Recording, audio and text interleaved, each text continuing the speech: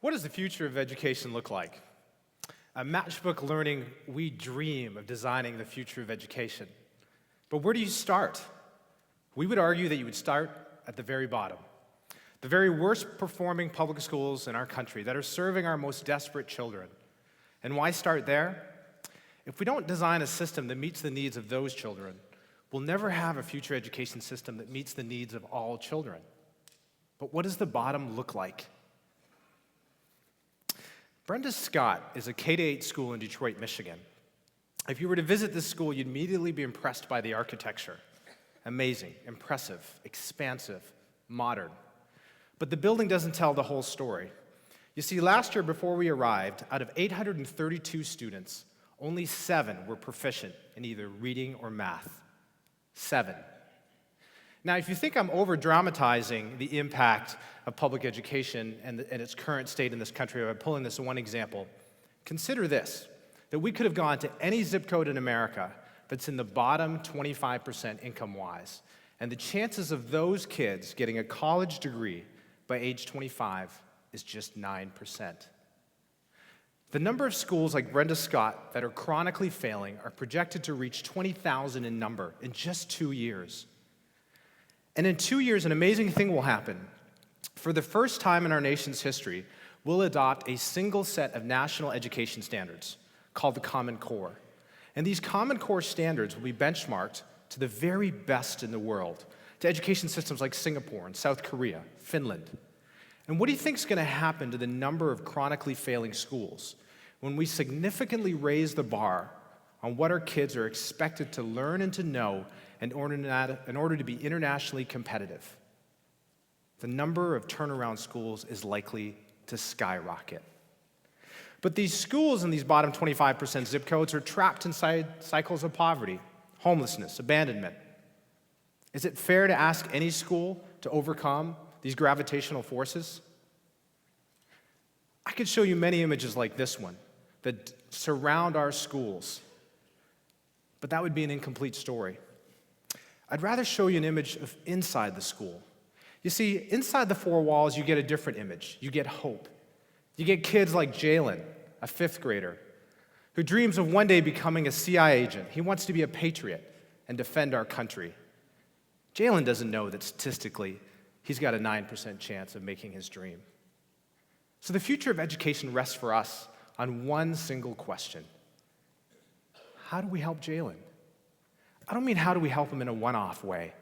How do we help him systemically so that every Jalen in every zip code not only dreams their dream, but realizes their dream? In order to understand our future, we have to go back to the past. The picture on the left is a 1913 classroom. The picture on the right is a 2013 classroom. Side by side, there's a 100-year difference between these two pictures, and yet, very little else differs. In both pictures, students are grouped by age. They sit in rows. A teacher lectures them through a printed curriculum, moving them at the same pace, sequence, and learning style. I dare you to find another industry that has changed so little in 100 years. In fact, we know in the last 10 years alone, technology has completely disrupted entire industries with companies like Google and Facebook. They're leveraging technology to transform industries. So what about technology transforming education? Well, there's been some. Obviously, smart boards have replaced chalkboards. We have computers and computer labs. But if we're honest, it really hasn't transformed teaching and learning. And the minute we push this conversation a little bit further about how technology could play a role in the classroom, parents and policymakers alike become concerned that we're creating too disconnected of a system. We don't want robots teaching our kids. We don't want our kids becoming robots. And so we're wrestling with this question. What about great teaching? Well, there's a lot of debate around how to fix public education. One thing that isn't debatable, that the research undeniably supports, is the impact of quality education, of quality teaching.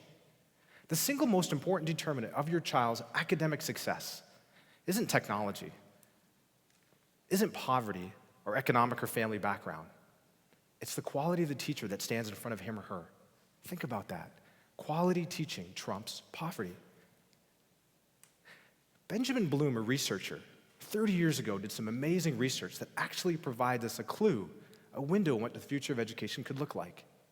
He studied a group of elementary students that were being taught in a conventional class, one teacher, 30 kids. At the end of the unit, they were assessed, and not surprising, there was a bell curve of performance on that assessment. He ran a second experiment, this time, similar students, same content, but and still one teacher to 30 students. But now, instead of just doing an assessment at the end, they did assessments throughout as the material was being taught to see if the kids had mastered what they had learned. If they did, they moved forward. If they didn't, they'd repeat. Under this mastery-based approach, these students outperformed their conventionally taught peers by an entire standard deviation. He ran the experiment a third time. And this time, what he did was, in addition to this mastery-based approach of frequent assessments, he gave every student their individual tutor, a college student. And in this one-to-one mastery-based environment, these students outperformed their conventionally taught peers by 2 standard deviations. Now think about what Bloom stumbled upon. By simply changing the delivery of instruction to be more of a one-to-one mastery-based environment, 96% of those students outperformed their conventionally taught students. Bloom's solution is elegant, simple, it's beautiful. But unfortunately for us, it's not scalable. We can't give every student their own teacher. We couldn't financially afford it, and even if we could, where would we find the teachers? So we come back to this question, what should we do for Jalen? On the one hand, you have technology transforming entire industries, and yet there's obvious constraints and challenges around how we do that in education. On the other hand, you have this compelling research that says the impact of a teacher on a child's learning, and yet there's constraints and challenges around how we scale great teaching. Maybe the answer isn't either technology or great teaching. Maybe it's a both and, that intersection, the blend of great technology and great teaching, or what we would call a blended model of school. You see, in a traditional classroom, we start the year in September. Let's say it's a 4th grade class, and we move that class through in a linear fashion through a 4th grade curriculum, assess them at the end of the year, assuming that they have mastered that 4th grade material in a linear fashion and are ready to go on to the 5th grade. But if we assess those kids at the beginning of the year in September, in Jalen's school, we would find, and many schools like it, these kids aren't ready for the 4th grade. They're 1 or 2 or multiple years behind. And if all we do is move them through a 4th grade curriculum, we'll find at the end of the year, they're not ready to advance. So rather than optimize this broken system, we decided to blow it up. Metaphorically speaking. We went into Jalen's school, and we created every classroom to be a blended classroom, and here's a picture of that. Every student has their own individual learning path. Let me deconstruct this classroom for you. In the classroom, there are 4 distinct groups. Along the far left of the classroom are a group of students that are working individually on their computers. They could be listening to an online lecture, doing a game-based problem, reading a narrative. There's a group at the back that are working intensively with the teacher. The teacher's giving direct instruction from him or her. This is a group that may be behind the curve. There's a group in the middle that has gone through the first 2 groups and are now applying what they've learned, demonstrating mastery. They could be doing group work or project work, writing an essay, doing a scientific experiment. And finally, there's a 4th group along the far wall that are now online assessing what they just learned in those different rotation groups to confirm that they in fact learned it, but also to extend their learning curve to figure out now what do they do next. You can see how this model would be great for students. Different modes of instruction, meeting them where they are, different pacing. But how does a teacher begin to teach in this environment? In the old way, they knew what they were going to teach on Monday, they knew what they were going to teach on Tuesday. Now you've got kids at different paces, taking assessments at different times, each with their own individual learning path and learning style. At Matchbook Learning, we do 3 things with these teachers to not only enable them to teach in a blended classroom, but to thrive in it. First, we give them real-time data on each student. They pull up a dashboard on their computer, and they can see every student plotted, both on their current performance and on their year-to-date performance. Now, we obviously want to optimize both of those axes, but the reality is kids accelerate and decelerate their learning at different times, get stuck and unstuck at different points in the curriculum. And so what we do with this data is we can see trends. And on that real-time data, we give them real-time feedback. What instructional strategies are working well with which groups? which kids are working well with what instructional strategies. And then the third thing we do is we sit down with these teachers one-on-one every 2 weeks, and we ask them a series of questions that actually they're best able to answer, not the technology. Are the students engaged in their learning? What are you observing? What's evidence of that they're mastering what they're learning? What's their work product look like? And finally, based on the data, what will you do next? How will you regroup the students over the next 2 weeks? What new strategies you will use? What existing strategies will you tweak? This enables them to prototype rapidly. Real-time data, rapid feedback, constant prototyping. These three things have enabled other industries to completely transform themselves. And this combination of daily feedback and bi-weekly sit-downs enables us to coach and mentor teachers over 100 times individually in a given school year. You'd have to be a professional athlete or a Hollywood actor to get that kind of coaching in your career. But that's where we're elevating the profession of teaching. That's how we take ordinary teachers and make them extraordinary.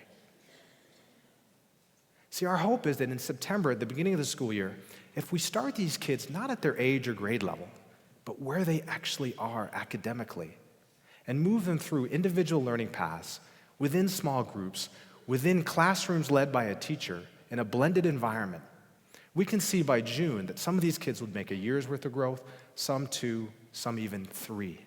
And let's face it, if these schools are that far behind, they have to make this kind of growth if they're ever going to catch up. But can it really work? Well, in Jalen School in our first year last year, we took assessment at the beginning of the year and at the end of the year and compared the 2 points to figure out what their growth was during that year. And what we found was 74% of those kids in reading and 83% of those kids in math made a gain of at least 10% or more. That's statistically significant because 10% represents at least a year's worth of learning within a single year. And then we looked at the data a little bit further on these kids. And what we found of those kids was 38% of those kids made a gain between 10 and 20%. 33% made a gain between 20 and 30%. And get this, 29% made a gain of greater than 30%.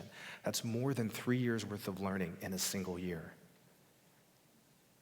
We wanted to bring the very best in blended school turnaround design to the very worst schools to create a powerful proof point at the very bottom that would serve as a proof point not only for the school and its community, but for the city, the state, and maybe even the nation.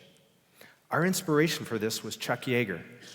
Chuck Yeager is a 1947 U.S. Air Force pilot. He was the first ever pilot to fly faster than the speed of sound. Prior to him, no one had ever broken the sound barrier. Chuck didn't have a faster plane or better technology or even better training. He had a belief, no, a conviction, that what everybody else said was impossible, he believed was possible. And his proof point was so powerful that after he did that, a generation of pilots after him attempted the same and succeeded because they then knew that it wasn't impossible.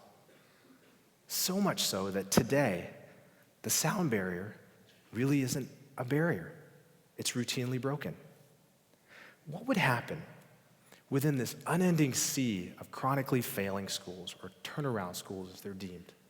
That within this sea of turnaround schools, we could create a few powerful proof points at the very bottom, those worst performing schools, and take these schools that are at the very bottom and in a 4 to 5 year period, enable them to become the very top with those same kids. We believe that those proof points can become tipping points that can reverse the trajectory of underperforming schools across the nation. But not just show a way to transform underperforming schools, but actually show a way to transform all schools and design a future of education that we all can be part of. It starts and ends with Jalen. You see, we believe that Jalen not only deserves to dream his dream, he deserves to realize his dream. And when we help Jalen realize his dream, he and his peers will help realize ours as a nation. Thank you.